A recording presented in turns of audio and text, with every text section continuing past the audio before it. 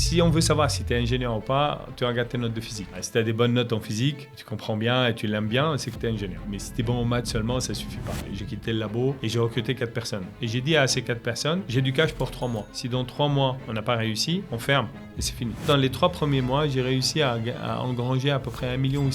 Je connaissais pas le monde de la finance, j'ai dû l'apprendre. Je l'ai appris en faisant et en lisant. J'avais mis en banque 150 000, je les ai dépensés à mon mariage. Il restait rien, hein. Il restait, je me rappelle, quelque chose comme 500 €. Hein. Rien. Tu dors le soir, 28 février 2001, tu as 100 000 balles et tu te lèves le 1 mars, tu as 100 millions. J'achète une maison. La première fois où je la visite, je me suis perdu dedans, tellement elle est grande. Là, aujourd'hui, je vis dans cette maison. Et je la vois normale, en fait. Les meilleurs entrepreneurs du monde, sans chance, ils échouent. Hein. Tout le monde baratine là-dessus. Il y a beaucoup de milliardaires qui se sont rendus compte qu'ils sont mortels. En fait. Ce qui n'était pas très caché comme information, mais ils se sont rendus compte. De toute ma carrière, la chose la plus dure, c'est la gestion des humains. Si chaque trahison, c'est un coup de couteau dans mon dos, et je me déshabille, vous ne verrez pas ma peau.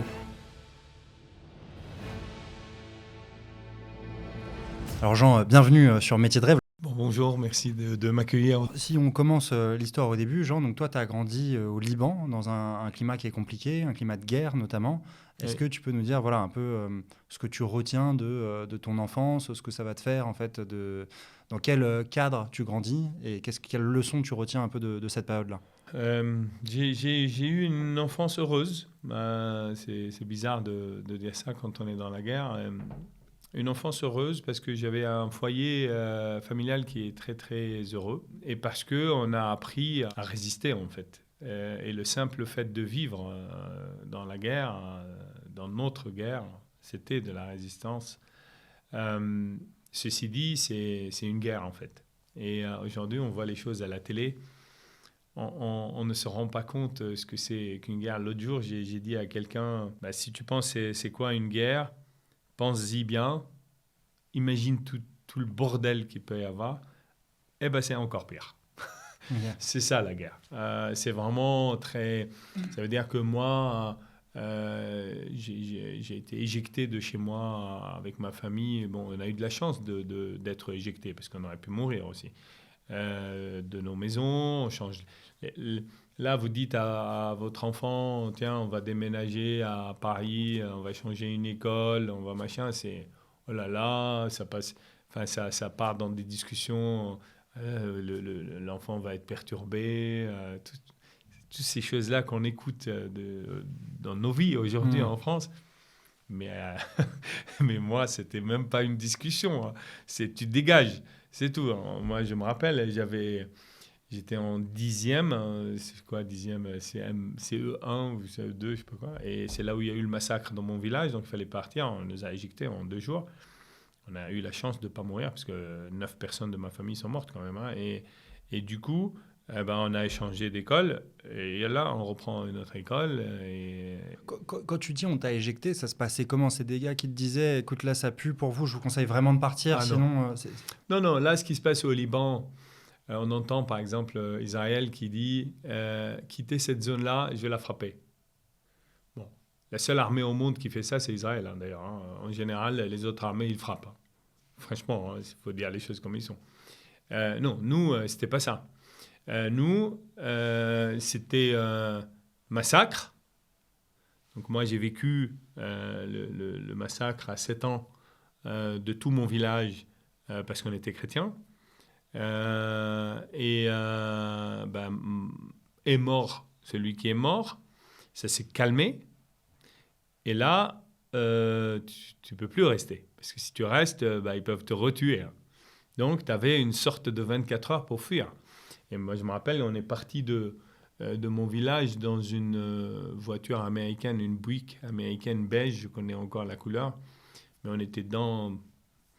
Honnêtement, on était peut-être 12 ou 14 personnes dedans. Hein. C'est une voiture pour 5 personnes. Hein. Donc, et j'étais tout petit et je me rappelle tous ces chemins de villas, de montagnes où on circulait dessus, où le village devenait derrière nous, etc. Et on a quitté sans rien. C'est sans rien. Tout reste à sa place et tu ne peux plus revenir. C'est ça la guerre. Et ça, c'est les chanceux. C'est-à-dire des gens comme moi, qui n'ont pas été morts la veille, mais on peut complètement mourir. Il y a des zones qui deviennent des zones complètement de guerre. Une zone de guerre, ça c'est le massacre. On est venu tuer les gens dans leur maison, etc. Mais les murs sont restés. Dans des endroits où il y a eu des batailles, là, là la maison, elle ne reste pas. De toute manière, elle a été rasée. Donc c'est ça. La guerre, c'est quelque chose de tellement... C'est ce que moi, j'ai dit aux Français, c'est que si toute ma carrière, ce que j'ai fait en France, etc., c'est un message d'espoir pour beaucoup de monde. Pourquoi ? Parce que qui aurait misé 10 balles sur cet enfant dans sa voiture qui est dans cette zone de guerre, quelle qu'elle soit, mais jamais personne, en fait. Et on dit il n'a aucune chance. Et pourtant, je suis là. Donc quand on est à Vanves ou à Paris ou à Vannes ou à je ne sais pas où, du point de vue golf, on est en handicap bien avant.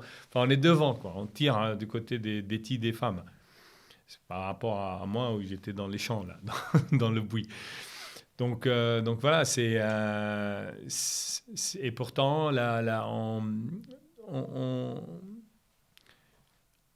les chrétiens du Liban, on est une communauté très têtue, en fait. C'est mes origines. Hein. C'est pas, moi, je me considère aujourd'hui franco-libanais, et je refuse qu'on me dise t'es libanais, etc. Parce que j'ai 2 pays, et pas seulement 2 pays sur les papiers, mais 2 pays dans le cœur. On a voulu nous virer de nos maisons. On a voulu mettre dans nos maisons les Palestiniens en substitution à leur terre. On donne la terre. C'est comme ça que la guerre du Liban a éclaté. Et nous, ils ont attaqué nos villes, etc. Et on a pris les armes, mais on avait des armes de chasse. Hein. Personne n'avait d'armes. Hein. Le Liban, c'était un des pays les plus pacifiques du monde. C'était la Suisse de l'Orient. Enfin, c'était le 4e GDP per capita au monde. Donc, c'est la Riviera à Beyrouth. Tous les artistes étaient là-bas, etc. D'un jour à l'autre, ça pète. Et d'un jour à l'autre, il faut prendre les armes. On n'avait pas d'armes. Donc, on a commencé avec les armes de chasse. C'est pour cela qu'au début, on perdait pas mal, jusqu'au moment où on a commencé à se structurer, s'organiser, se défendre, tenir nos maisons. Et il a fallu, avec tout ça, étudier, que la vie continue, les banques se réunissaient dans les abris, tout fonctionnait, mais sous les bombes. Et moi, j'ai pu me construire sous les bombes grâce à une famille aimante. Alors tu quittes tout, tu arrives en France à l'âge de 20 ans, c'est ça, t'as rien, enfin ta famille a rien. Comment tu fais pour te reconstruire en arrivant en France avec absolument rien ? J'ai une chance. Moi, j'ai beaucoup de chance dans ma vie. Parce que tout ce que j'ai vécu, par exemple, au Liban, j'aurais dû mourir 1000 fois et je ne suis pas mort. Donc, c'est déjà une chance. Mais ma chance en arrivant à Paris, c'est que j'ai mon frère Georges qui est là et qui m'héberge. Donc, mais mon frère Georges n'était pas aussi richissime, c'était un cadre, c'était un jeune ingénieur. Donc il s'est occupé de moi, il m'a hébergé je me suis inscrit à l'école d'ingénieur. Les amis, vous l'avez peut-être déjà vu dans ma dernière vidéo, mais j'ai lancé un tout nouveau projet. J'ai créé la meilleure plateforme pour vous aider sur tout le processus de recherche d'emploi. Analyse de CV, analyse et génération de lettres de motivation et entretien en conditions réelles. Pour passer un entretien, rien de plus simple. Tu vas dans Entretien simulé, tu rentres ton CV et tu as juste à copier-coller le lien de l'offre d'emploi. Tu choisis ensuite la langue de l'entretien, si tu veux passer un entretien technique ou RH, qui est ton intervieweur, le niveau de difficulté et la durée de cet entretien. Une fois l'entretien terminé, tu as des feedbacks ultra détaillés sur ton entretien. Tu vois à quel moment tu as été une merguez et à quel moment tu as été absolument grotesque et tu as une note attribuée pour connaître ton positionnement par rapport aux autres candidats qui ont passé le même type d'entretien que toi. Notre ambition dans les prochains mois, c'est que les entreprises fassent leur screen directement sur la plateforme et que les candidats qui auront obtenu les meilleurs scores puissent passer ces fameux filtres ATS et décrocher un entretien d'embauche avec le recruteur, quel que soit leur diplôme. Pour que vous puissiez tous tester l'outil, on a aussi créé une offre freemium qui vous permet de passer un entretien et d'avoir une analyse de votre CV et de votre lettre de motivation tous les mois. Et si vous voulez vous entraîner de manière illimitée, on a une offre à 20 € par mois, résiliable à tout moment, et on a une offre spéciale aussi jusqu'au 31 mars pour 60 € où vous pouvez avoir 6 mois d'abonnement. J'espère vraiment que la plateforme vous plaira et qu'elle vous sera utile. Si vous voulez nous aider à construire ce projet, n'hésitez pas à nous remonter tous vos feedbacks, soit sur le site, soit sur le Discord, et je vous laisse revenir tout de suite sur l'épisode de Métier de rêve. C'est lui qui te donne envie d'être ingénieur du coup ? Non, moi j'étais au Liban, j'ai déjà fait Mathsup, Mathspé, dans la meilleure école d'ingénieurs au Liban, qui est comme X ici, le ESIB. Et j'étais admis en 3e année, enfin donc la première année ingénieur, donc après Mathsup, Spé. Et ça éclate vraiment dans le camp où je vivais. Et la guerre est finie et l'espoir avec. Donc moi je décide de quitter à ce moment-là et je viens en France et j'intègre une école d'ingénieur à Lessier en 3e année, alors que ce n'était pas un cycle normal. Ça veut dire que pour rentrer à Lessier, on peut rentrer en première année, en 2e, en 4e. On ne peut pas rentrer en 3e. Ils ont fait un truc spécial pour moi, où on m'a admis en auditeur libre au début pour voir ce que je vaux. Et au bout d'un trimestre, décidé. Et bon, les résultats étaient très bons, donc ils m'ont gardé. Et donc, j'ai été diplômé de cette école. Après, en même temps, j'ai fait mon DEA à Paris 7. Et puis, j'ai engagé le reste des études tout en travaillant au CNRS, puisque j'ai eu un doctorat dans la suite et j'ai même dirigé des thèses au CNRS. Donc, du point de vue parcours académique, c'est le maximum qu'on peut aller faire chercher. Mais oui, c'est quand je suis arrivé à Paris, le doute absolu en fait, il n'y a rien de garanti. J'ai même pas la garantie de devenir ingénieur parce que si je suis admis en auditeur libre, je vivais chez mon frère et mon frère il avait un appartement à l'époque qui était un T2 et c'était un jeune marié, donc c'est-à-dire que je dormais par terre dans une sorte de salon cuisine en même temps, qui était bien, mais ça fait un truc qui fait 50 mètres carrés, voilà. Et arriver aussi chez un jeune couple marié, c'était très... Pour moi, c'est vraiment beaucoup de chance parce que c'est exigeant pour eux d'accueillir quelqu'un alors qu'ils sont jeunes mariés. Le basket m'a beaucoup permis de faire des choses. J'ai gagné beaucoup d'argent avec le basket après. Il m'a permis un peu de respirer un peu. Tu gagnes de l'argent avec le basket parce que tu étais joueur Je jouais et j'entraînais, les deux. Moi, j'étais en pro au Liban, donc... tu vois, ça, c'est aussi dans la guerre, on a fait du basket. Okay. On a fait du basket au haut niveau. C'est-à-dire que aujourd'hui, le Liban, c'est le champion d'Asie, champion du monde arabe. Je pense que c'est la 20e et quelques nations au monde. Donc, c'est un pays pour lequel le basket, c'est son sport favori. Donc, oui, ça m'a permis de faire beaucoup de choses. D'ailleurs, je pense que ça a joué en ma faveur quand j'avais postulé à Lessier. Le directeur du groupe Essier voulait construire une équipe de basket et il a vu sur mon CV que j'étais basketteur pro. Et le premier jour, il m'a attendu pour me faire un test pour savoir si je montais ou pas. Ouais, c'est à l'américaine, quoi. Ouais, mais bon, il a été vite impressionné. On a gagné avec mon école d'ingénieur, on a gagné 3 fois le championnat d'Île-de-France à partir du moment où je suis arrivé, en fait. Donc, je marquais 60 points dans un match. Donc tu jouais intérieur, c'est ça, non? J'étais ailier fort. Ailier, ok. Donc du coup, voilà, tu es ingénieur, ensuite tu vas aller au CNRS. Au début, c'est quoi qu'est-ce qui t'attire dans les études d'ingénieur et dans la recherche? C'est ce que tu veux faire au début, c'est vraiment de la recherche, quoi? Sincèrement, quand j'étais gamin, je voulais être pilote de chasse. Ok. Moi, j'adore l'air. C'est mon truc. Le seul endroit où je suis bien, c'est dans l'air. Je déteste l'eau. Et pourtant, je suis scorpion, donc normalement, je dois aimer l'eau. Mais j'aime pas l'eau. Mais je suis pas né dans le bon pays, quoi, pour pilote de chasse. Et mon rêve, c'était chasse ou pilote de chasse ou cosmonaute, en fait. C'est vraiment... Ça m'a toujours intéressé, l'espace. Du coup... Quand je suis arrivé au bac, j'étais un peu perdu et donc j'ai présenté tous les concours. J'ai présenté le concours d'ingénieur, le concours de médecine, le business administration, tous les concours au Liban possibles et imaginables. Mon père n'était pas très heureux. Il me disait, mais c'est... Parce qu'à chaque fois qu'on faisait un concours, il fallait payer $250, quoi. Ouais, ok. Et il n'était pas très content que je présente tous les concours. Il me dit, mais tu sais pas ce que tu veux faire. Et j'ai dit, mais papa, c'est des concours, on ne sait pas. Il me dit, quoi, on ne sait pas. Si tu échoues, c'est que tu ne mérites pas. J'ai dit, mais papa, calme-toi un peu, c'est un concours. Donc finalement, j'ai présenté les trois domaines. Bon. Et j'ai décidé de prendre là où je suis le mieux classé. Et j'étais mieux classé en ingénieur, donc je suis passé dans ça. Après, bon, j'ai toujours été dans l'âme. En fait, un ingénieur, si on veut savoir si tu es ingénieur ou pas, tu regardes tes notes de physique. Si tu as des bonnes notes en physique, et tu comprends bien et tu l'aimes bien, c'est que tu es ingénieur. Évidemment, quand tu es bon en physique, en général, tu es bon en maths. Hein, mais si tu es bon en maths seulement, ça ne suffit pas pour être ingénieur. Et moi, en physique, j'étais une bombe. Donc du coup, j'ai commencé l'ingénieur. Mais j'ai eu des choses dans ma vie qui sont... En fait, j'ai eu une vie où il y a toujours eu quelque chose qui me protégeait. Et j'arrive en 5e année, je trouve mon projet de fin d'études super bien payé. À l'époque, je me rappelle bien, 5600 francs.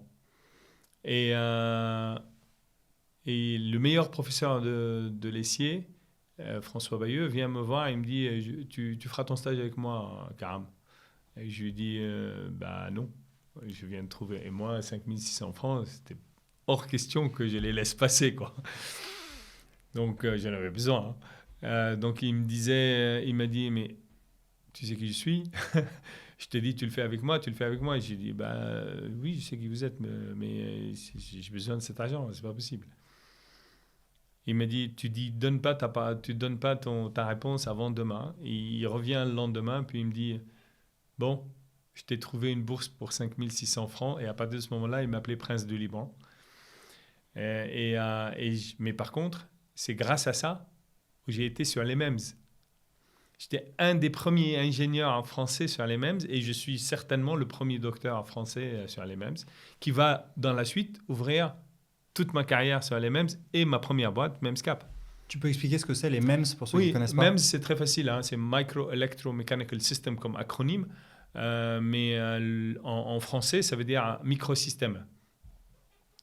Et ce sont des puces en silicium qui peuvent mesurer des phénomènes à l'extérieur, des capteurs qui peuvent faire la fonction capteur. Par exemple, si on veut mesurer la pression, le MEMS, c'est fait pour ça. Si on veut mesurer, par exemple, l'accélération d'un airbag de voiture, etc. Donc c'est des micro-capteurs. Oui, c'est des micro-capteurs très intégrés. Ça a commencé dans les années 69 chez Fairchild. Au début, c'était vraiment quelque chose qui est réservé à l'armée américaine, le spatial américain, avant la première explosion qui était dans la voiture et qui était l'airbag.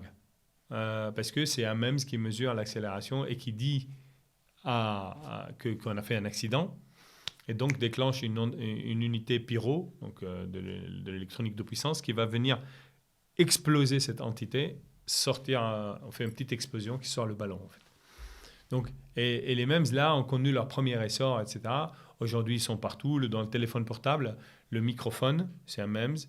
La chose qui dit, vous avez tourné, quand on tourne le téléphone et l'image tourne, c'est le MEMS qui dit, il a tourné l'image. D'accord. La montre, les capteurs cardiaques, tout ça. Tout ça, c'est des MEMS. Okay. Donc, ils sont partout un peu aujourd'hui. Mais à l'époque, personne n'était sur les MEMS en France. J'étais jeune, diplômé dessus, donc j'avais un avantage premier. Et quand le CNRS ouvre un poste là-dessus, j'étais bien placé pour l'avoir. Et ensuite, j'ai vraiment développé beaucoup dans le CNRS et j'ai construit un groupe très rapidement qui tenait la route. On avait 250 publications scientifiques en 4 ans, une 50aine de brevets, donc j'étais très très connu dans la recherche. Je dirigeais quasiment la majorité des conférences du domaine dans le monde et ça a facilité beaucoup ma sortie et le lancement de ma première boîte, MEMSCAP. Alors justement, tu es un des pionniers de la recherche du coup, sur les MEMS, ces microcapteurs au CNRS. Comment tu vas transitionner de chercheur à l'entrepreneuriat? Est-ce que tu te rappelles ce qui a été le déclic pour toi? Je ne me voyais pas tout le temps dans la recherche. Ça, c'était sûr. Depuis le début, depuis mon entretien d'embauche, j'avais dit à mon directeur de labo, Bernard Courtois, je lui ai dit, je passerai 3-4 ans et après, il faut que je fasse autre chose. Et j'ai de la chance, en fait, de tomber dans ce laboratoire qui était dirigé par ce type, Bernard Courtois, et qui est un chercheur complètement atypique, un directeur de recherche vraiment atypique, qui travaille beaucoup avec l'industrie. Et donc, il m'a donné ma liberté. En fait, il a cru en moi, il a donné ma liberté. Et moi, donc je commence à voyager partout, j'établis des liens, etc. Et je suis un peu combattu dans le CNRS. Ils m'arrêtent mes subventions, ce qui me permet à moi de... En fait, à l'époque, quand ils m'ont arrêté mes subventions, je n'étais pas très content, du tout même, parce que je ne pouvais plus recruter des chercheurs, etc. Mais c'est à cause d'eux ou grâce à eux que moi, je me suis retourné vers les industriels pour avoir des contrats de partenariat avec l'industrie. Et c'est ce que j'ai réussi à super bien faire, parce que j'ai ramené des contrats de partout. J'avais des contrats avec Schlumberger, avec Mentor Graphics, avec l'aérospatiale, le CNES, enfin vraiment beaucoup de monde. Et donc, quand j'ai décidé de lancer ma boîte, j'avais quelque chose que très peu de chercheurs ont, c'est le réseau. J'ai toujours dit, moi, partout, que pour réussir dans le monde des affaires, il faut les 3 R. Il faut la rupture, il faut arriver avec quelque chose d'innovant, parce que si vous copiez quelqu'un, si vous faites comme les autres, ben en fait, c'est une affaire de muscles, et celui qui a le plus de muscles va gagner. La deuxième chose, c'est la résilience, parce que vous allez prendre beaucoup de coups, donc il faut tenir. Et la troisième chose, c'est les réseaux. Et là, je sors, moi, avec un très beau réseau déjà.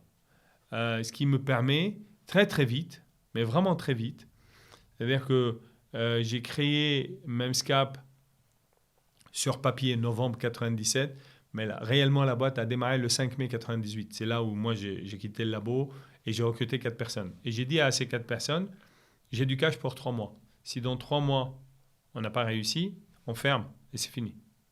Et en fait, dans les 3 premiers mois, j'ai réussi à engranger à peu près $1 800 000 de commandes. Je me rappelle vraiment, parce qu'il y a même un article dans la presse autour de ça, tellement c'était incroyable à l'époque, qui donc nous a projeté dans le temps.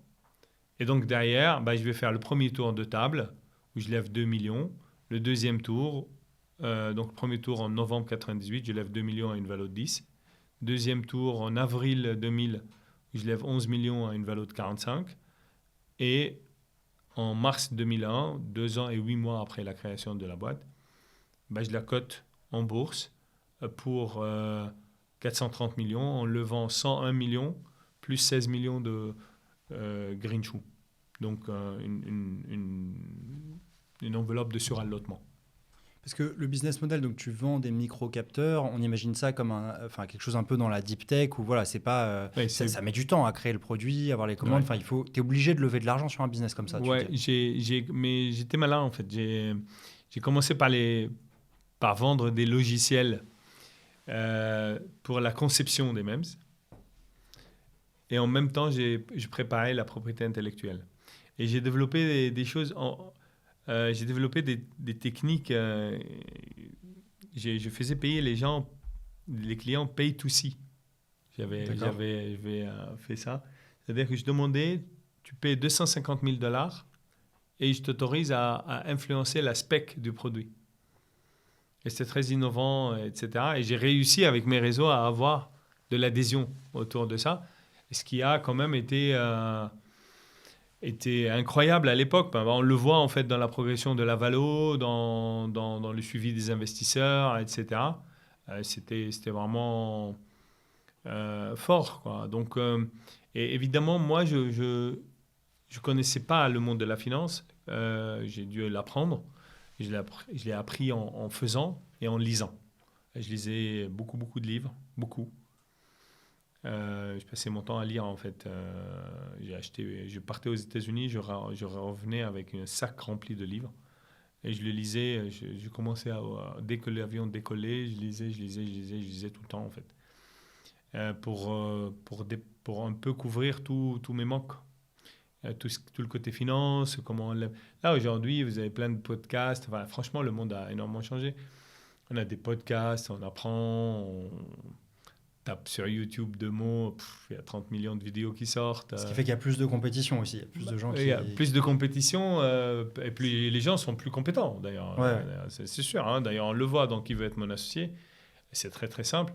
Regardez, si on regarde l'épisode, la saison 1, on regarde la saison 5, saison 6, on voit en fait que le niveau des entrepreneurs est de mieux en mieux. De mieux en mieux. Hein. Cette année, saison 6, c'était très compliqué. C'était quasiment tous des bons entrepreneurs. Hein. Donc là, il y a des projets un peu olé olé, des choses un peu qui n'arriveront jamais au bout. Mais la qualité des individus, femmes ou hommes, était très, très, très bonne. Et ça, c'est lié à ce qu'ils ont appris. Il y a des profils comme le tien. Est-ce que quand tu es ingénieur et que tu veux devenir entrepreneur, est-ce que c'est un super profil, tu as un unfair advantage sur les autres parce que justement, tu comprends des choses assez techniques? Ou est-ce que ton profil est assez atypique en France notamment? Ça dépend de ce que tu veux faire. Si tu es dans le milieu de la beauté, et comme Eva Group, mon profil est un avantage majeur parce que je comprends super bien la tech et j'ai ramené la tech à la beauté. Et j'ai disrupté avec ça. J'ai ramené les diagnostics, j'ai ramené la personnalisation dans ce monde-là et je l'ai disrupté par ça. Et je suis toujours en avance. C'est moi qui lance le Netflix de la beauté aujourd'hui. C'est moi qui parle de longévité en premier dans la beauté. Vous allez voir, quand j'ai lancé la personnalisation, après tout le monde s'est mis. Là, je parle de longévité. Dans 3-4 ans, plus personne ne parle d'anti-âge. Vous allez voir. C'est toujours comme ça. Là, j'ai un avantage majeur. Maintenant, si on est dans les sociétés tech pures, c'est rare que le CEO ne soit pas ingénieur. Très rare. Et là, s'il ne l'est pas, il a un désavantage certain. À moins qu'il soit en binôme avec un autre CTO à côté de lui, qui lui soit un bon visionnaire. Mais si on regarde toutes les boîtes de la Silicon Valley, c'est des ingénieurs en fait.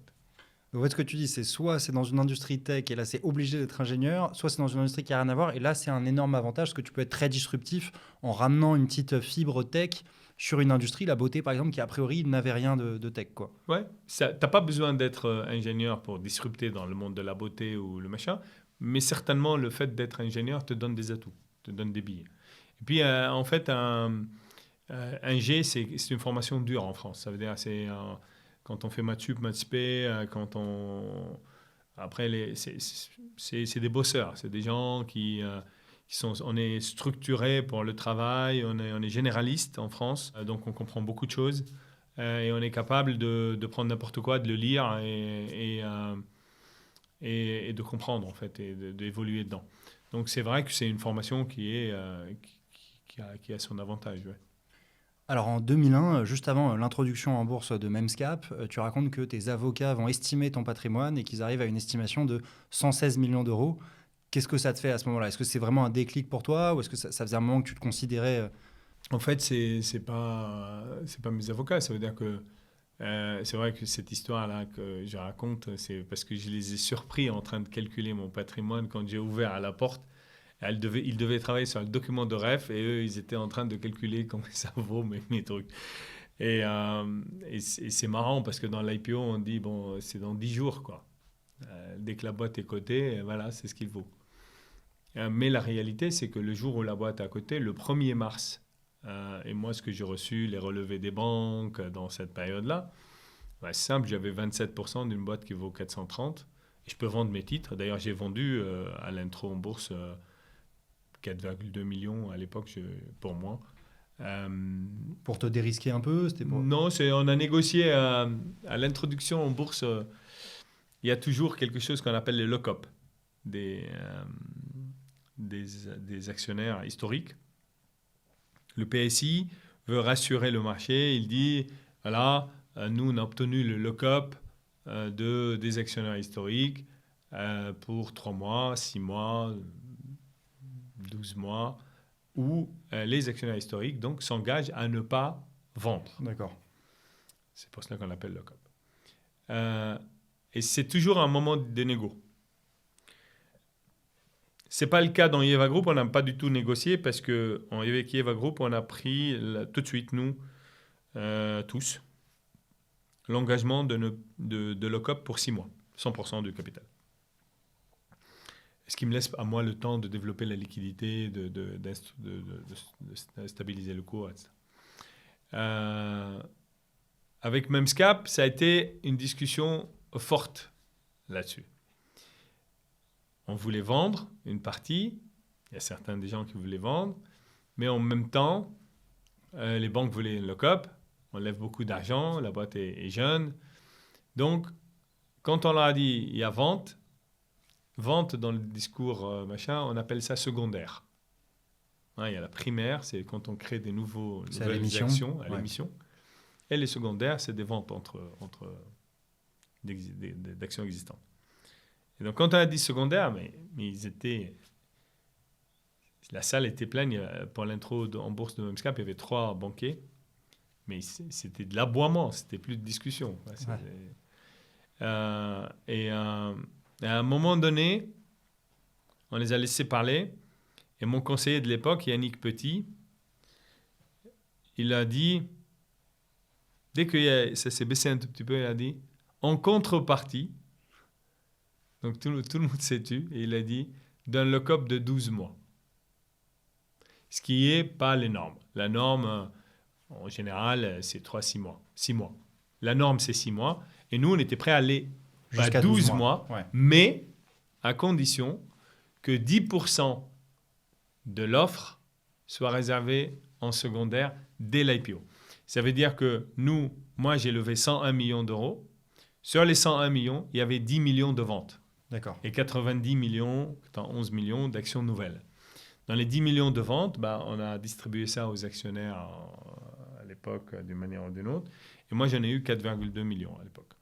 D'accord. Donc, dès que je suis rentré, en fait, non seulement j'avais mes actions valaient, et c'est dans le portefeuille, c'est comme les actions de Google ou de GAFAM, n'importe quelle action, hein, ça devient une action normale. Hein. Donc, vous pouvez la vendre demain, si vous voulez. Donc ça s'affichait à 27% de 430. Et puis, il y avait en plus une partie cash qui était de 4,2 millions d'euros dans le compte. Mais c'était la première fois que tu récupérais autant de liquidité, de cash de ce que tu faisais. Oui. En fait, je me suis construit une belle situation quand j'étais au CNAS parce que je conseillais beaucoup de monde, etc. Et en 4 ans, je me rappelle, j'avais quelque chose comme 150 000 euros sur un compte. Je pouvais même acheter un appart à l'époque. Un appart valait 1 200 000 francs. Je me rappelle, je suis sorti pour le chercher. Et en fait, tous les apparts que j'aimais, c'était 1 200 000 et moi, j'avais pour 1 million. Et à l'époque, je ne voulais pas de dette, je voulais payer cash. Donc voilà, j'avais 150 000. Quand j'ai fait mon mariage, en plus, j'ai fait un mariage qui m'a coûté énormément d'argent, mais énormément. C'est une ruine. Ça m'a ramené à 0. Tu t'es marié qu'une fois ? Oui, je suis marié qu'une fois. Du coup, ça m'a marqué sur le cher une seule fois. Avec autant d'argent, il faut mieux le faire une fois. Mais je me rappelle parce que j'avais mis en banque 150 000. Je les ai dépensés à mon mariage. Il restait rien. Hein. Il restait, je me rappelle, quelque chose comme 500 euros. Rien. Et après, je remets en banque. Donc, 2 fois 150 000 en 4 ans. C'est énorme pour un chercheur. Et surtout que moi, je suis un dépensier, quoi. C'est pas le mec qui s'est privé. Hein. Mais là, d'un jour à l'autre, c'est pas plus 100 000, 50 000, c'est des millions. Et d'un jour à l'autre, ça veut dire que tu dors là, le soir, tu as le 28 février 2001, tu as 100 000 balles. Et tu te lèves le 1 mars.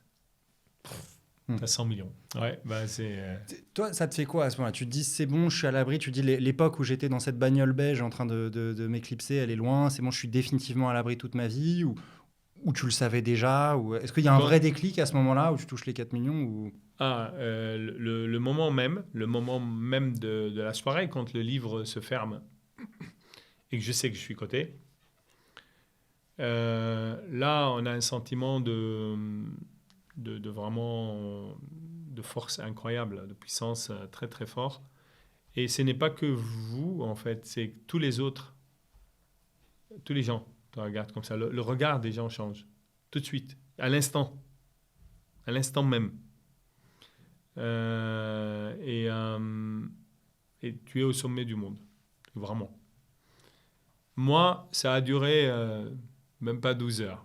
Parce que le 1 mars 2001, j'ai déprimé. Ah ouais. Ouais, en fait, finalement, je me suis rendu compte que j'ai couru derrière une chimère, en fait. Et que finalement, les murs restent à leur place. C'est très con, en fait, l'argent. C'est vraiment très con. Là, j'étais tout à l'heure, hein, j'étais à Paris en train de marcher. Je suis descendu de chez moi et je voulais aller chercher de quoi manger un petit bout. Parce que là, c'est la période de l'IPO, donc c'est une période où j'ai des roadshows. Je ne vois pas ma famille. Mes rendez-vous sont chronométrés. Et si on ne me sort pas à 5 minutes, c'est une catastrophe, en fait. Et je suis descendu, j'avais ce moment-là pour manger, j'avais une demi-heure. Donc je descends et il fait beau. Et je marchais et j'ai vu tous ces gens qui pensent à rien en fait, qui sont sur les terrasses avec le soleil, etc. Bon, ça m'arrive de penser que est-ce que qui a raison des deux, Ouais. c'est eux ou moi. Et qui sait, mais c'est pas si évident que ça. C'est pas évident. Je vois très bien ce que tu décris. Moi, ça m'arrive assez souvent. Ce que tu décris, où en fait, tu es tellement dans ton truc, tu parles à des VC, tu parles à des entrepreneurs, tu es là, tu reviens des États-Unis, tu es dans ta fast life totale. Et là, tu vois quelqu'un sur une terrasse au soleil qui a peut-être mieux compris la vie que toi au final. Ouais, qui a compris la vie, ça, on ne sait pas. La seule chose qui est importante, c'est vivre avec ses convictions. Moi, je suis quelqu'un qui a besoin de liberté et qui vit avec mes convictions. Et c'est pour cela que je suis un homme heureux. Mais si on vient mesurer ce que j'ai fait dans ma vie et les sacrifices qu'il a fallu faire, mais c'est inimaginable. En fait, le nombre... à des moments, il y a eu une période, après 2014, dans 2015, 2016, 2014, j'ai voyagé 273 jours au-delà de la France en une année, sans parler de la France. Donc, j'ai été chez moi. En fait, tous les gens voient, par exemple, ma maison, elle est grande, elle est jolie, c'est la belle maison du coin, etc. Mais moi, combien de temps je suis dedans?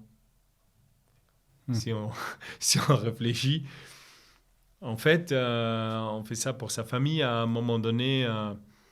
Et puis, à un moment donné, le problème des affaires, c'est que c'est comme sur un vélo. Je déteste les vélos, donc j'aime pas trop l'exemple, mais c'est comme sur un vélo, malgré tout. Si on arrête de pédaler, on tombe. Et dans le monde des affaires, tout le monde me dit, mais Jean, papa, par exemple. Je passe le voir et je lui dis, là, je rentre en bourse, machin et tout. Et il me dit, mais à quoi ça sert? Mais tu t'arrêtes jamais. Et ça sert à quoi? Et j'ai dit, mais papa, mais je peux pas arrêter. Qu'est-ce que je veux dire que j'arrête? Mais c'est pas possible. En fait, c'est pas possible d'arrêter. Ce que les gens ne comprennent pas, ça veut dire, ils disent, mais Jean, pourquoi tu as acheté 4 boîtes là? Puisque tu étais fatigué, pourquoi tu diriges l'autre boîte? Et puis pourquoi ça? Ben parce que si on ne peut pas arrêter. Ça veut dire quoi? Je vais dire, ben voilà, les performances sont... Non, on ne peut pas. On est tiré par une performance qu'on doit apporter à tous les gens qui nous ont fait confiance, à nos salariés, à nos actionnaires, à tout le monde. Et donc, on ne peut pas arrêter. On doit aller chercher la performance, on doit pédaler, on doit aller encore disrupter, faire des choses nouvelles, grandir. Et en fait, c'est un engrenage, hein, c'est un monde qui ne s'arrêtera pas. C'est pour ça que c'est marrant parfois quand les gens ils disent qu'ils veulent une croissance, qu'il faut qu'on apprenne de vivre sans croissance. Ils n'ont pas connu la nature humaine, en fait. Ces gens-là sont débiles. Franchement, tu ne connais pas l'humain. L'humain, c'est très très simple. Je vais te donner un exemple tout con. J'achète une maison. La première fois où je la visite, je me suis perdu dedans, tellement elle est grande.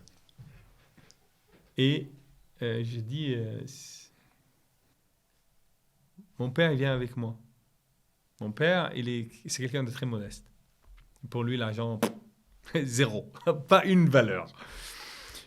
Et donc, il visite, on rentre dans des trucs, sort dans d'autres. C'était énorme, quoi. Et en sortant, j'ai vu mon père. Mon père, il fait 1m72, il est plus petit que moi. Et bien là, il faisait 1m65. Il s'est rétréci, j'ai senti. Et je lui ai dit, mais il m'a dit, tu vas pas acheter ça? J'ai dit, pourquoi? Il dit, mais c'est un village, c'est grand, c'est très grand. Et je dis, papa, je vais changer de maison pour acheter plus grand, pas plus petit. Il me dit, mais tu as besoin de ça, etc.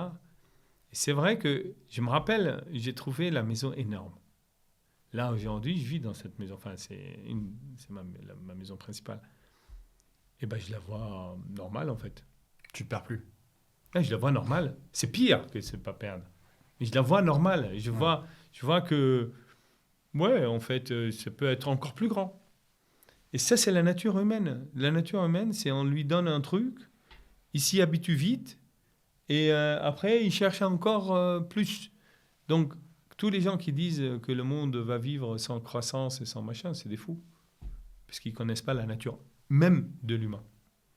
C'est quoi les autres sacrifices que tu as pu faire dans ta carrière d'entrepreneur? Je pense qu'effectivement, les gens de l'extérieur ont l'impression que c'est assez facile. Ils voient la ligne d'arrivée, ils voient qui tu es aujourd'hui. Ils te voient sur qui veut être mon associé, assis sur un trône, être capable d'investir des centaines de milliers d'euros dans les projets.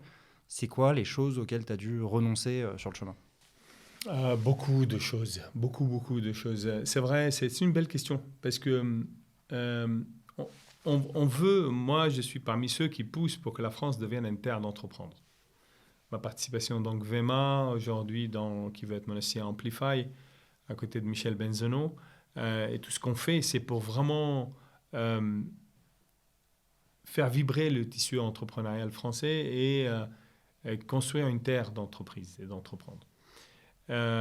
Mais on a réussi en quelque sorte parce qu'aujourd'hui les entrepreneurs c'est devenu comme les DJ à 5 ans. Donc, mais par contre, il faut qu'on dise aux gens c'est quoi la vie d'un entrepreneur en fait. La vérité. Oui. La vérité c'est que la vie d'un entrepreneur c'est pas la vie d'un salarié du tout. Elle n'a rien de comparable, rien, absolument pas. Ça veut dire qu'un salarié, même s'il est dévoué, etc., quand il va jamais s'inquiéter si son salaire arrive ou pas. Parce que normalement, il fait son taf, son salaire, la boîte doit lui payer son salaire. Donc, alors qu'un entrepreneur, non seulement il pense que son salaire peut ne pas arriver, mais ça, à la limite, c'est une chose. Mais il s'inquiète parce que c'est lui qui paie les salaires des gens qui ne pensent pas que leur salaire ne peut ne pas arriver. Donc, c'est toute cette pression sur les épaules. Moi, je me rappelle quand la période était dure, vraiment, j'ai connu une période très, très dure entre 2002 et 2007, extrêmement dur. Mon inquiétude, ce n'était pas mon salaire. D'ailleurs, mon salaire, je l'ai divisé par deux. Hein. J'ai coupé par deux et tout ce que je gagnais, je donnais à l'État. Donc, parce que à mon niveau d'impôt, tout partait. Mais mon inquiétude, c'était de dire qu'est-ce qui s'y arrivera si je n'arriverai pas à payer les salaires? C'est une catastrophe. Donc, cette pression est énorme. Et l'entrepreneur se retrouve seul. L'entrepreneur, c'est une personne qui se retrouve souvent seul. Seul. Il va déclencher une opération et finalement, tout le monde le regarde en disant « il va y arriver. Ça va aller. » Et tout le monde se rassure d'ailleurs que ça va aller. Et en fait, tu as intérêt d'avoir de la foi en fait, parce que toi, tu dois te rassurer quelque part. Sinon, c'est compliqué. Hein. Au moins, tu peux prier si tu as un peu de foi. Donc, seul. Et c'est pour cela, moi, que dans mon livre, par exemple, La réussite est en vous, il y a un chapitre à la fin sur l'allégorie de l'aigle. Et la comparaison avec l'aigle, elle est vraiment réelle. Moi, on m'appelle l'aigle. C'est pour cela que j'ai parlé de ça. Mais la réalité, c'est tout entrepreneur est un aigle. Parce que l'aigle, il tient face au vent, il regarde le soleil. C'est vraiment c'est vraiment ce qu'est un entrepreneur. Et un entrepreneur, il n'y a pas un seul entrepreneur qui ne va pas mettre le genou par terre. C'est impossible. On regarde mon parcours à moi, évidemment, on regarde de loin la courbe, elle est montante, c'est joli, bon. Mais il faut zoomer pour vraiment voir la courbe, comment elle est. Et la courbe, elle est comme ça, tous les jours. Plus en plus ça grandit, plus les merdes vont avec. Moi, aujourd'hui, je le dis tout le temps, il n'y a pas une seule journée, pas une seule, où je n'ai pas une mauvaise nouvelle.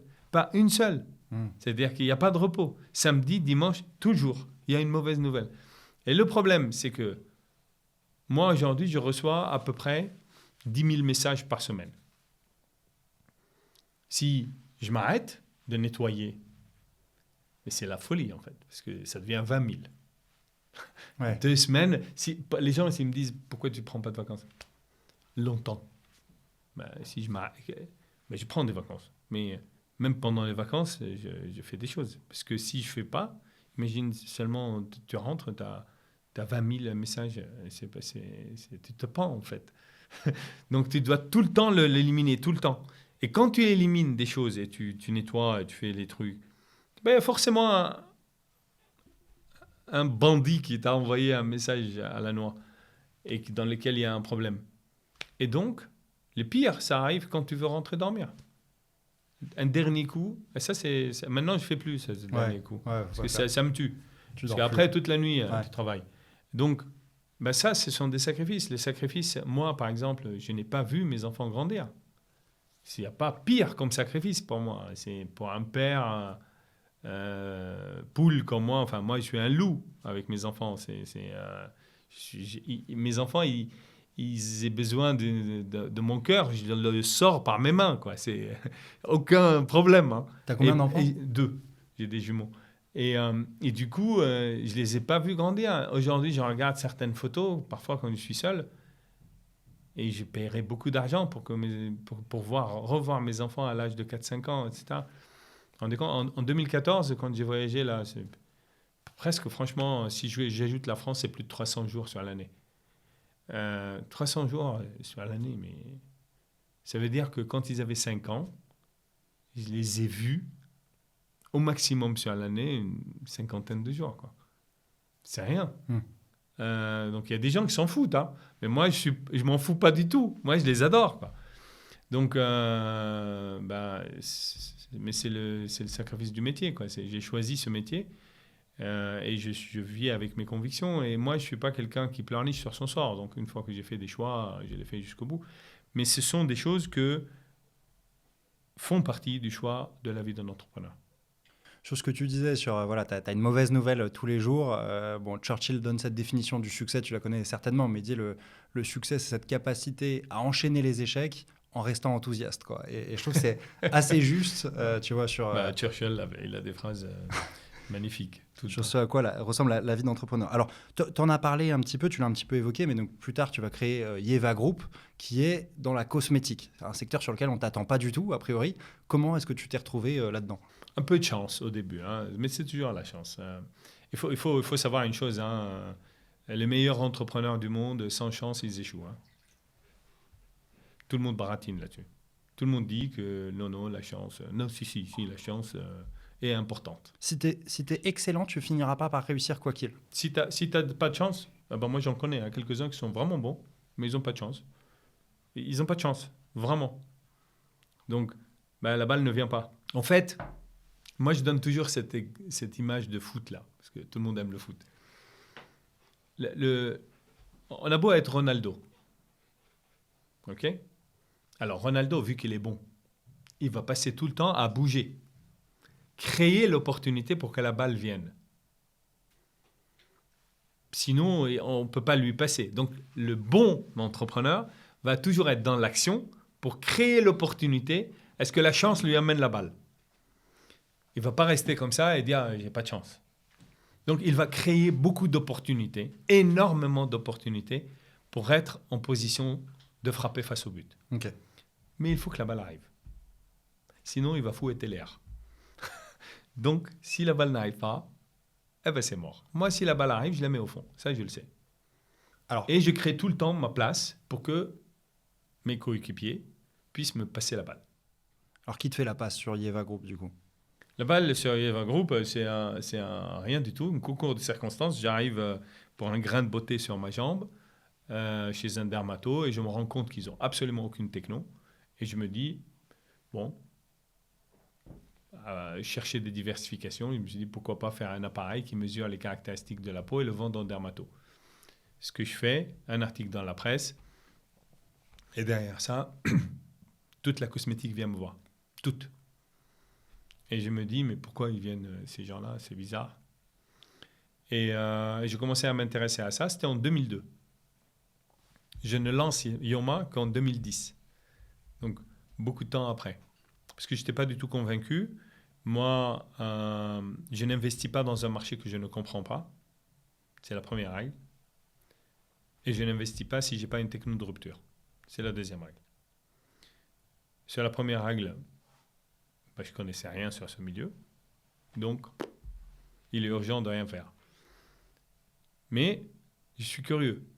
Donc, je commence à m'intéresser à tout. J'y vais, je discute avec des gens, je visite des marionneaux, je regarde des boutiques, comment ça marche. Je parle à des esthéticiennes, je parle à des médecins dermatos. Enfin, je parle à tout plein de monde.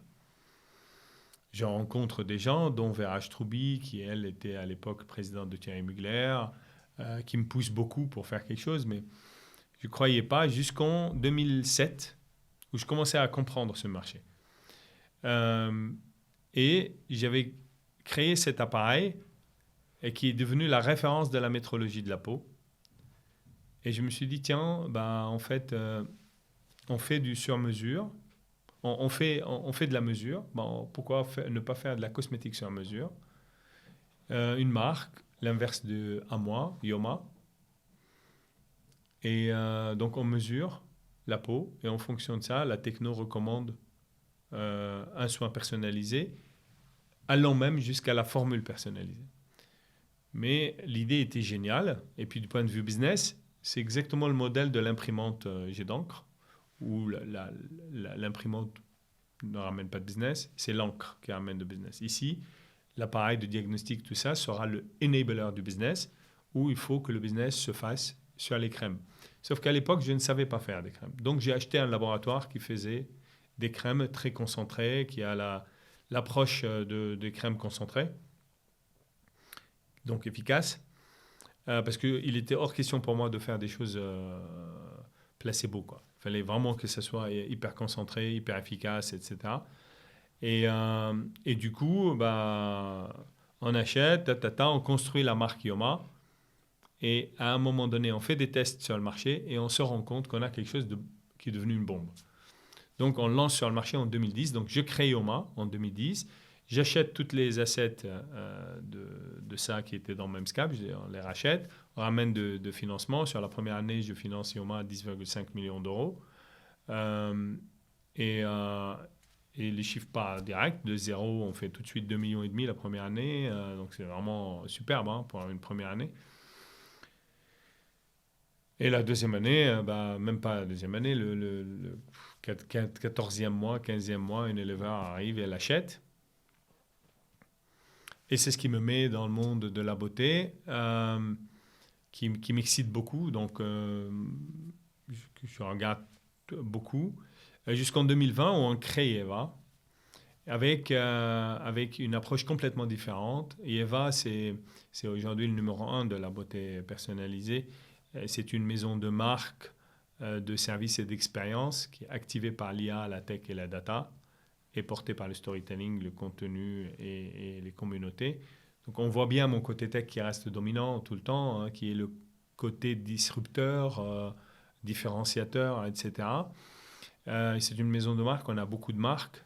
On est organisé en 4 piliers. Donc on a un pilier Yeva Beauty où il y a toutes les marques, Yoma, Care, Elle Nature, Yoma Hair, la marque de maquillage Atelier du Sourcil, etc. On a un pilier qui est Evatech où on a toute notre technologie, toute notre armada technologique vraiment, qui part des appareils de diagnostic, des appareils de personnalisation, des IoT comme les bijoux connectés, etc. qui mesurent tout, des plateformes numériques, des applis, des sites.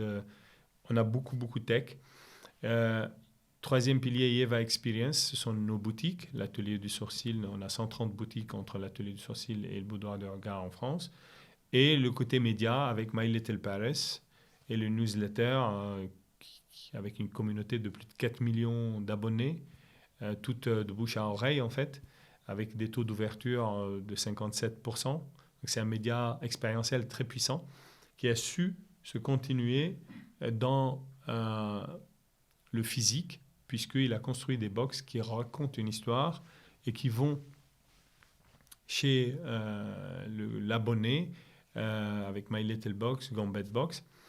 Et le porte-drapeau de ce groupe, qui est vraiment ma pure vision en fait, autour de ça, c'est Maïeva, qui est le Netflix de la beauté, qui est réellement un service global d'hyper-personnalisation où on va prendre une appli, on va faire un diagnostic avec de l'IA et de l'iPatch qui sont des technos propriétaires.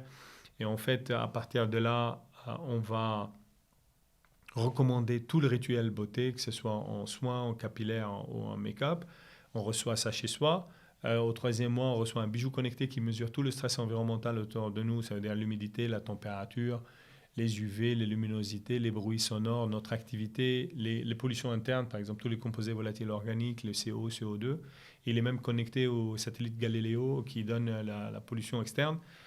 Et donc, à travers ces datas, nous, on va personnaliser la future box, pas seulement par rapport à soi et ce qu'on a besoin, que ce soit en peau ou en cheveux, etc., mais aussi à notre manière de vivre, à notre lifestyle, avec des contenus qu'on va pousser, avec Maïeva Fit, qui est le sport personnalisé, Maïeva Eat, qui sont des recettes de cuisine pour contrer le stress environnemental.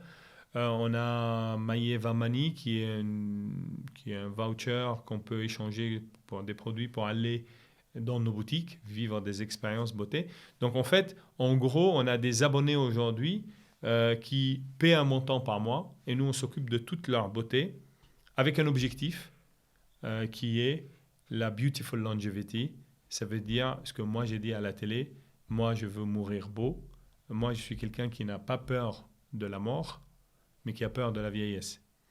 Et je veux tout faire pour construire une communauté qui vieillit bien, qui vieillit sans s'effacer et qui incarne sa beauté. Donc voilà, et c'est ce projet qui aujourd'hui m'anime énormément.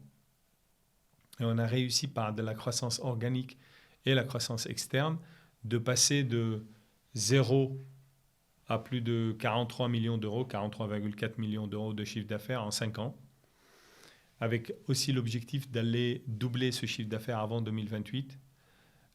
Donc c'est un groupe de forte croissance qui est super bien financé, qui a une situation bilancielle super top, etc. Et c'est ce qu'on amène en bourse aujourd'hui. Sur la longévité, du coup, je suis obligé de te poser la question, mais il y a des entrepreneurs américains, Elon Musk, Brian Johnson, voilà, Brian qui Johnson, pensent qu'on je va... le connais très bien. Tu connais Brian Johnson? Ah oui, bien sûr, j'ai échangé avec eux. La longévité, c'est quelque chose qui me passionne. Hein. Est-ce que tu crois comme eux J'étais parmi les premiers en France en fait, à parler de longévité et je suis certainement le premier qui parle de ce domaine-là dans la beauté. Ça me passionne, mais pas comme eux. Ça veut dire que Brian Johnson... sa communauté, ça s'appelle No Die Community. Hein. Il ne veut pas mourir. Donc, Brian Johnson, s'il peut vivre 1000 ans, ben, il vivra 1000 ans. Ça a commencé, toute cette notion-là de hard longevity, dans la Californie, à la mort de Steve Jobs. En fait, il y a beaucoup de milliardaires qui se sont rendus compte qu'ils sont mortels, en fait. Ce qui n'était pas très caché comme information, mais ils se sont rendus compte. Et franchement, c'est très facile à y penser. Imagine que tu as, je sais pas, 10-15 milliards ou 100 et que je t'invite à un dîner. Et avec 3-4 milliards d'air autour de toi. Et je vous dis, bah, écoutez les gars, je vais travailler. Regardez, je suis quand même Jean-Michel Caram, j'ai fait plein de choses. Je ne suis pas un entrepreneur de merde. Donc... Voilà, je vais travailler sur la longévité et je vais vous faire gagner au moins 25 ans. Mais j'ai besoin de 50 millions de chacun. Ouais, on est chaud, on te les donne tout de suite. C'est quoi c'est très très simple. 1 milliard, si on les met en livret A, ils ramènent 30 millions par an.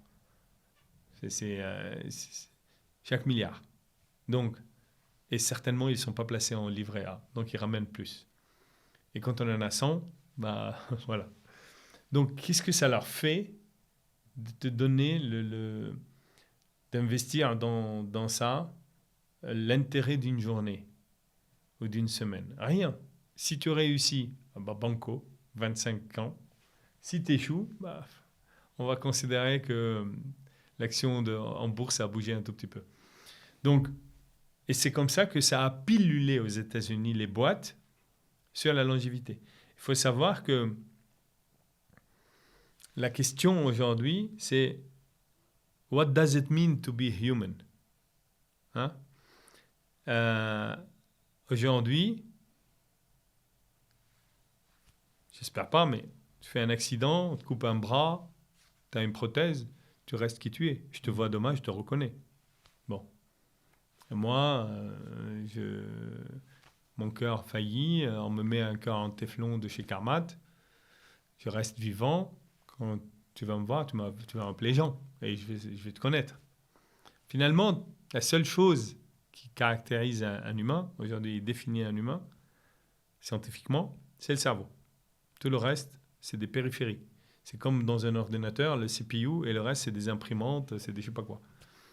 Donc, toute l'idée aujourd'hui californienne, c'est de dire, bah, si ce cerveau, il est préservé, bah, on peut faire des humanoïdes, on peut faire ce qu'on veut, plug le cerveau, et il reste le même. Parce que même les choses les plus... Ce que les gens ne savent pas, c'est que même les choses qui sont les plus intéressantes au monde, comme le sexe, ben, ça se passe dans le cerveau. Enfin, le reste, ce n'est que des périphériques, en fait.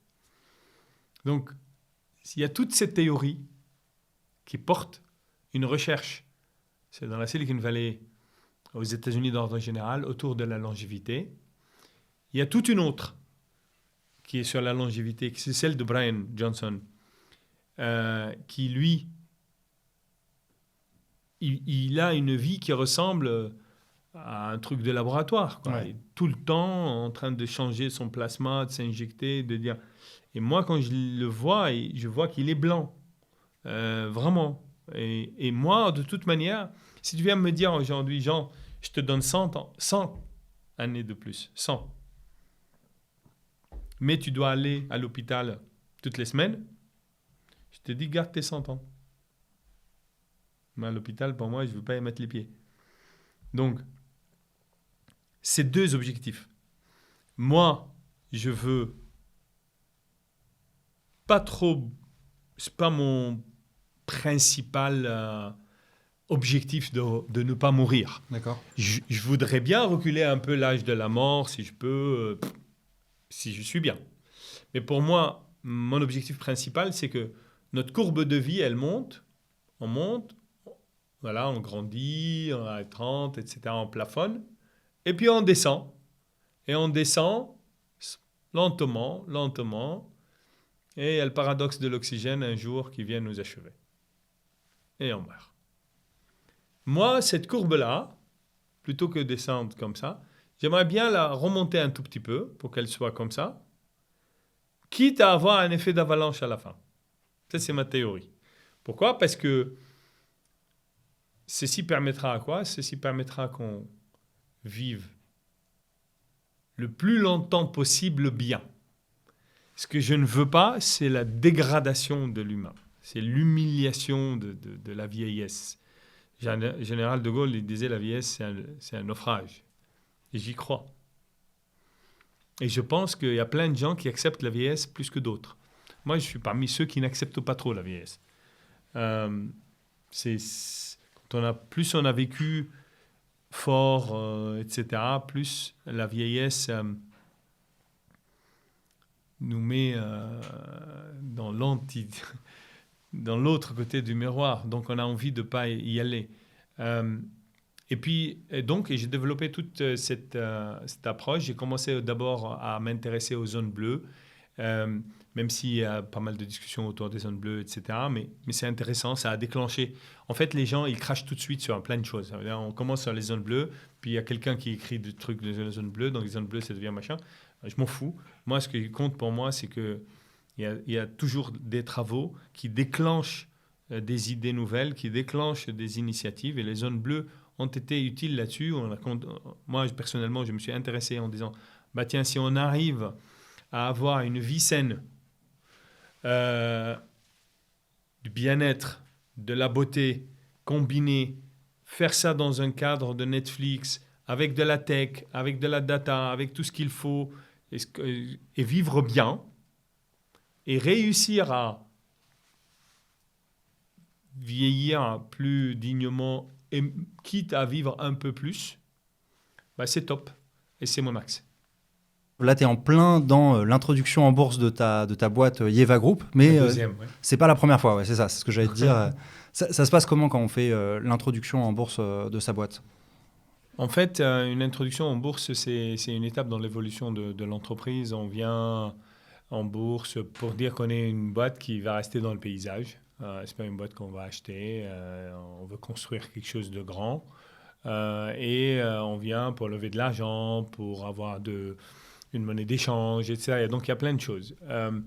Mais quand on décide d'aller en bourse, la première chose qu'on doit faire, c'est évidemment avoir une structure financière très bien établie, parce qu'il va falloir sortir des chiffres à temps, etc. Et communiquer au marché comme il faut, avec une rigueur absolue. Mais à partir de ce moment-là, on va chercher à former l'équipe de l'introduction en bourse. Donc, pour le cas d'Yeva Group, par exemple, la société conseil, c'est Euroland. Il y a le PSI, donc c'est la banque qui va tenir le livre d'ordre, c'est Marex. On va prendre une agence de com très spécialisée finance, et nous, dans notre cas, c'est Say2Say Actifin. Et on va commencer à travailler sur ce qu'on appelle, il y a une période au début qui est la période de la due diligence, pour les marchés. Et après, on va travailler avec Euronext ou avec l'AMF ou avec les deux en fonction de ce qu'on lève comme argent pour obtenir le visa pour aller sur le marché. Donc, c'est une phase dans laquelle les autorités de marché et Euronext vont demander beaucoup de données sur l'entreprise pour s'assurer d'avoir un document de référence, une note d'information qui est complètement fiable et lisible par n'importe quel investisseur. Et à partir du moment où on a le visa, démarre le roadshow. Là, on va aller cibler deux catégories d'investisseurs, les investisseurs qui sont institutionnels et les investisseurs qui sont particuliers. Donc, on va avoir un plan média, on va faire des réunions avec la presse pour leur raconter l'histoire et avoir des couvertures. Et on va rencontrer des investisseurs à fur et à mesure pour construire le livre jusqu'au montant de la levée. Dans le temps, quand j'ai introduit Memscap en bourse en 2001, le marché était différent. On avait une profondeur d'investisseurs à Paris qui était très grande. Ah ouais. Beaucoup plus grande, oui. À l'époque, je me rappelle que pour l'IPO de Memscap, vu qu'on m'a offert un petit truc, donc je connais le chiffre, j'ai rencontré 193 investisseurs sur 2 semaines et demie. 193, c'est beaucoup. Et du coup, avant, on faisait un peu de pre-marketing pour savoir sonder l'intérêt du marché. Et une fois que les banques avaient des retours valables, on allait, on remplissait le livre, parce qu'on considérait qu'il y a suffisamment de profondeur que les choses... que tu peux y aller, quoi. On peut y aller. Maintenant, les choses ont changé. Hein. Il y a à Paris une vingtaine de fonds qui sont dans ce qu'on appelle small et mid cap. Donc, sauter dans le vide, c'est pas quelque chose qui est très malin, en fait. Donc, à partir de là, on part maintenant en préparant ce qu'on appelle des cornerstones. Un cornerstone, c'est un investisseur qui, avant d'ouvrir le livre, dit je m'engage à investir tant. La contrepartie, c'est que on va lui donner tout ce qu'il a demandé. Ça veut dire qu'un cornerstone qui dit « moi, je veux mettre 3 millions d'euros », on ne peut pas venir à la fin dire « c'est sursouscrit, donc je te sers que 2 millions ». D'accord. Tu dois lui servir ce qu'il a demandé parce que c'est un cornerstone. Par contre, les autres, en fonction de la taille de la souscription, combien il y en a du monde, et si c'est sursouscrit, on va faire les allocations comme on veut. C'est toi qui décides, c'est pas c'est souscrit je sais pas, aux 2 tiers. C'est pas moi seul. La PSI a un rôle majeur, le conseil, tout le monde a un rôle là-dessus. On va étudier l'intérêt de la boîte. Il y a aussi les relations avec certains investisseurs, entre le PSI et les investisseurs, etc. Donc, et on va allouer les actions par rapport au montant décidé au reste qui ne sont pas cornerstone. Pour Yeva Group, on a eu la chance d'avoir le cornerstone que je voulais, donc la BPI France, qui investissait à travers un nouveau fonds dédié au small mid, qui pèse 200 millions, qui s'appelle Blue Spring. Nous sommes leur premier investissement. Donc la BPI a pris un engagement de 3 millions, donc ce qui fait 38% de ce qu'on lève, et a aussi donné l'intention de doubler au moins sa taille après bourse, donc ce qui laisse à présager d'autres achats pour la BPI après l'introduction en bourse. Les communiqués de la BPI sur Blue Spring, c'est qu'ils vont faire à peu près 3 dossiers par an et pour chaque dossier, ils réservent des montants qui sont de l'ordre de 12 à 15 millions d'euros. Donc c'est vraiment quelque chose qui est très bon. Ça envoie un message très fort au marché. Surtout que le tour de table de Yeva Group est un tour extrêmement prestigieux déjà. À mes côtés, il y a le groupe TF1, il y a Unilever, il y a mon partenaire de toujours, le Crédit Mutuel Innovation, il y a SEB, il y a Reward Media, et là on ajoute BPI. Ça fait un tour de table extrêmement prestigieux et qui envoie un message de confiance au marché. En fait. La valorisation de la boîte, elle est attendue à combien? Quelques centaines de millions d'euros, c'est ça? Elle est attendue post-money à 126 millions. Ok, parce que ça peut être étonnant pour certains. On connaît des boîtes qui sont des licornes, tu vois, valorisées plusieurs milliards et qui restent non cotées. Vous, cette décision que tu avais prise aussi à l'époque, il y a 25 ans, donc sur Memscap, de rentrer en bourse dès une centaine de millions d'euros, c'est pour un accès au fonds plus facile? C'est quoi derrière? Non. Bon, déjà, la définition de licorne, c'est quelque chose de très marrant en France, parce que une licorne, c'est une boîte qui cote plus d'1 milliard, mais qui est cotée. Et on a changé la définition, c'est devenu une licorne, c'est une boîte privée aujourd'hui qui peut prétendre être 1 milliard d'euros. D'accord. N'importe qui, moi demain je me prétends d'être 1 milliard d'euros et puis je dis que je suis licorne. C'est une blague. C'est qu'il y a eu un tour qui l'a valorisé. C'était privé, c'est non coté. Ouais, il n'y a pas eu le dur juge du marché. Ouais, mais si elle a la boîte à lever, si elle vaut, si c'est une licorne qui a levé, je sais pas, 200 millions ou 300 millions, ok, là c'est une vraie licorne. C'est une licorne qui a trouvé un mec qui a mis 1 million dedans et machin. Bon, mais ça c'est souvent le cas. D'ailleurs, on leur donne des noms licornes et des trucs comme ça. C'est vachement sympa. Non, la réalité, pourquoi on va en bourse? On va en bourse, les Américains, on dit, quand tu vas en bourse, on dit c'est une build to last organization. Donc, c'est une organisation qui s'installe dans le paysage. C'est une étape dans l'histoire de l'entreprise, ce n'est pas un but en soi. Donc, on va en bourse pour chercher des financements et dans l'avenir, avoir une plateforme de financement. On voit par exemple que dans Yeva Group, je ne lève que 8 millions d'euros.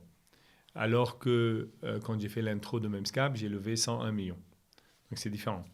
Mais pourquoi je ne lève que 8 millions? Parce qu'en fait, je n'ai pas besoin d'argent. Je ne vais pas en bourse particulièrement pour ça. J'ai à peu près 10,8 millions d'euros de cash. J'ai 5,4 millions d'euros de cash net. J'ai un besoin au fonds de roulement négatif. La boîte tourne au vert cette année.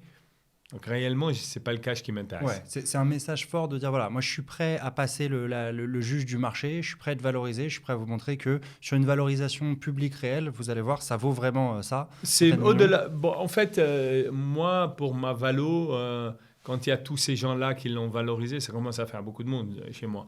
Mais ce que je cherche dans l'introduction en bourse, c'est accélérer les acquisitions.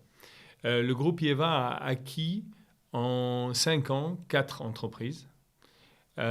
Mais quand on achète une entreprise, on l'achète de plusieurs manières. Soit en cash, soit en papier. En papier, ça veut dire par échange de titres. Quand on paie en cash, on paie en cash. Ce cash, il peut venir de nos fonds propres. On peut aller lever de l'argent auprès d'investisseurs, comme on peut avoir une dette bancaire pour la payer. Par contre, beaucoup de mes opérations se sont faites en titres, en échange de titres. On appelle ça deal papier, en fait. En deal papier, non seulement il faut valoriser la cible, mais il faut aussi être d'accord sur l'acquéreur qu'il vaut autant. Ça veut dire que si moi je viens acheter une boîte et je dis cette boîte vaut 25 millions ou 30 millions, ok, et c'est par échange de titres, je vais lui dire aussi que moi je vaux 125 millions. Donc la somme va faire 160 millions post-money et donc tu vas avoir 35 sur les 30 millions divisé par les 160 en pourcentage dans son nouveau groupe. Donc il va falloir prouver pas seulement la valeur de la cible, mais la valeur de la boîte qui achète. Et donc, comment on prouve on va chercher des investisseurs qui investissent au même moment, par exemple, ou ce genre de choses. Et donc, ça nécessite des actions en plus, du travail en plus. Donc, si j'étais coté, je pouvais aller beaucoup plus vite. Parce que quand je suis coté, il y a une valeur connue, elle est là, tout le monde l'accepte, et la valeur et le marché a toujours raison. Et donc, j'ai plus besoin de dire toi tu vaux 25 et moi je vaux 100 et machin. Non, la valeur, IEVA Group, 128 millions, voilà, c'est la monnaie d'échange. Donc ça c'est la première chose, une valeur reconnue par tous, qui accélère les M&A. La deuxième chose c'est une monnaie d'échange, parce que je peux payer avec les actions, et c'est plus comme les actions d'avant. Les actions d'avant, quand je payais avec, ils devaient rentrer dans un pacte d'actionnaires. Dans ce pacte d'actionnaires, il y a l'inaliénabilité, donc il ne peut plus vendre ses titres. Il a l'horizon de liquidité comme tous les autres, etc. etc. Dans une boîte cotée en bourse, quand je vais lui donner des titres d'actions en bourse, là, c'est fini. S'il a un lock-up dans le deal, disons 2-3 mois ou 6 mois, une fois qu'il passe cette période, c'est fini. Il peut faire ce qu'il veut, il peut le vendre sur le marché.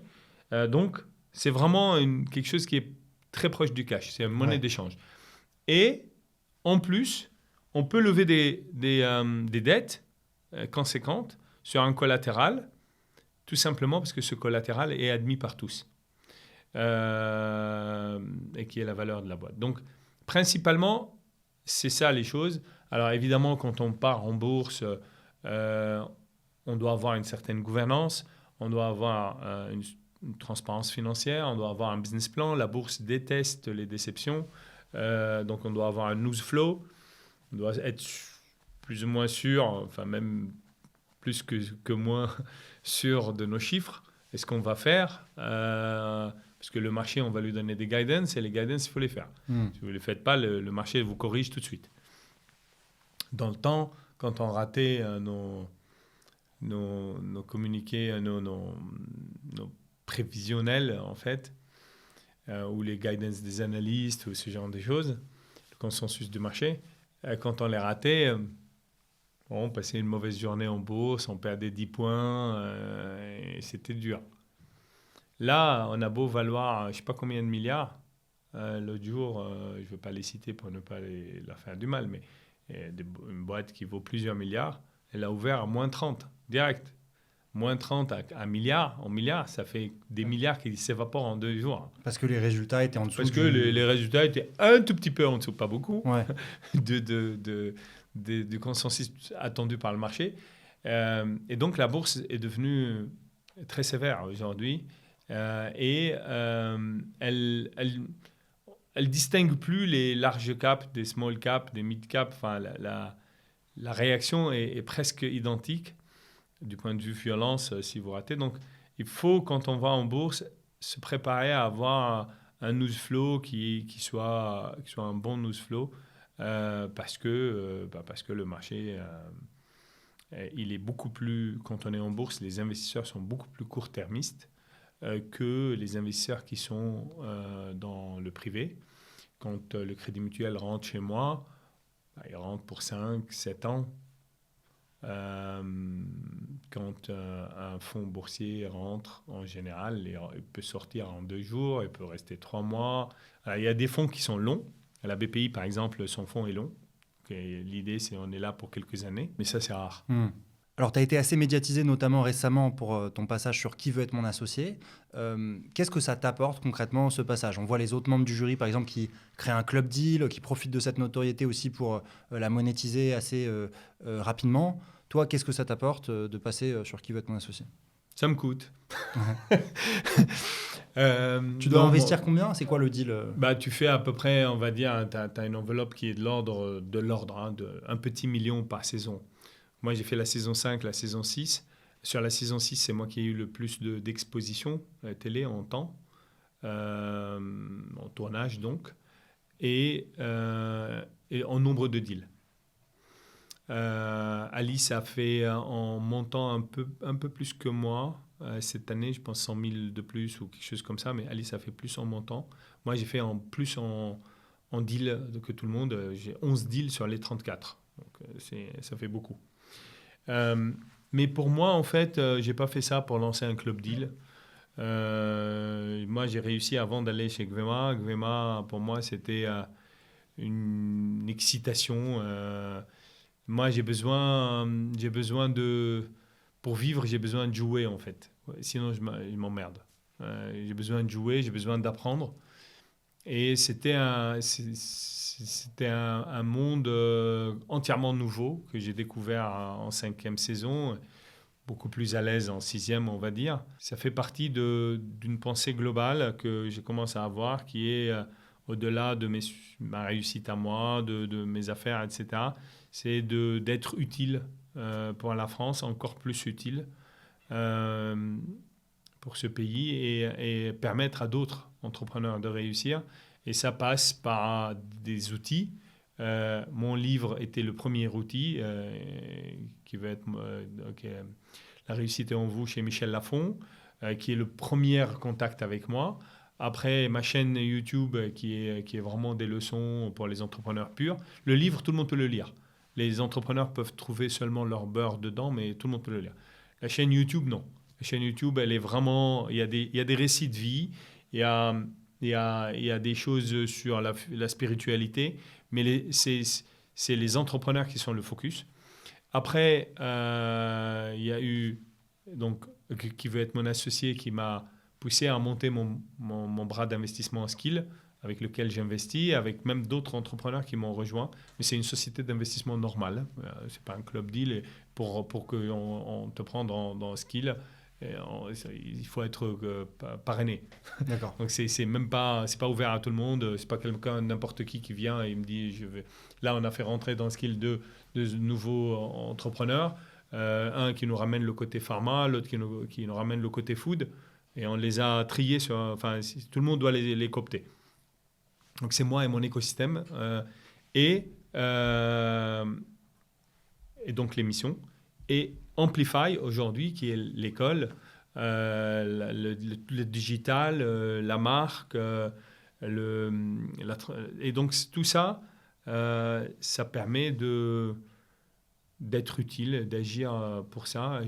Franchement, je n'ai pas pensé à ce que ça peut m'apporter à moi. Certainement, le fait que je sois connu et surtout le fait que j'ai un très grand capital de sympathie auprès des Français et répercute en fait sur mes marques, mes investissements, parce que les gens ils m'apprécient, donc ils ont envie de me soutenir.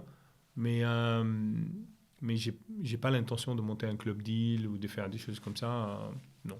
Je reste dans mes affaires et je fais mon job. C'est une brique de plus pour toi pour servir l'écosystème entrepreneurial en France. Oui, Quoi. et pour m'amuser un peu.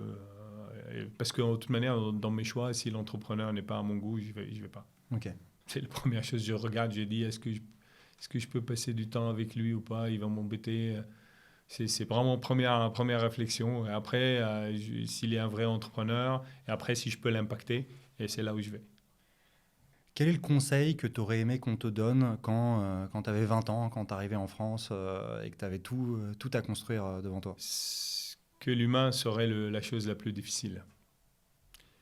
De toute ma carrière, la chose la plus dure, c'est la gestion des humains. Et moi, je suis quelqu'un qui a un grand cœur et qui est très bienveillant. Et j'ai pris énormément de coups. En fait, j'ai dit récemment que si chaque trahison, c'est un coup de couteau dans mon dos, et je me déshabille et vous ne verrez pas ma peau. Tellement c'est déchiqueté. Parce que... et en fait, ça m'aurait aidé parce que j'ai fait, à une période donnée de ma vie, j'ai fait une erreur de sous-traiter le recrutement à mes équipes. Parce qu'on recrutait beaucoup, on recrutait une personne par jour. Donc, et c'était une grosse erreur. Parce que mes équipes ont recruté des compétences et ils n'ont pas recruté des valeurs.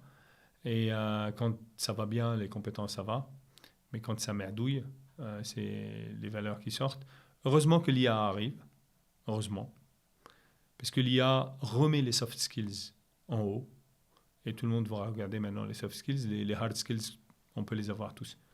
Donc voilà, c'est surtout ce côté-là que j'étais naïf autour au début. Ceci dit, j'ai refusé qu'il me change et je continue à croire qu'il y a quand même pas mal de gens bien au monde qui valent la peine. Écoute Jean, merci beaucoup pour ce super témoignage. Je ne te retiens pas plus parce que je crois que tu as un meeting avec tes investisseurs. Merci beaucoup. Et je vous remercie beaucoup d'avoir écouté. On vous mettra tous les liens du livre notamment en description. N'hésitez pas à vous abonner pour soutenir la chaîne si l'épisode vous a plu.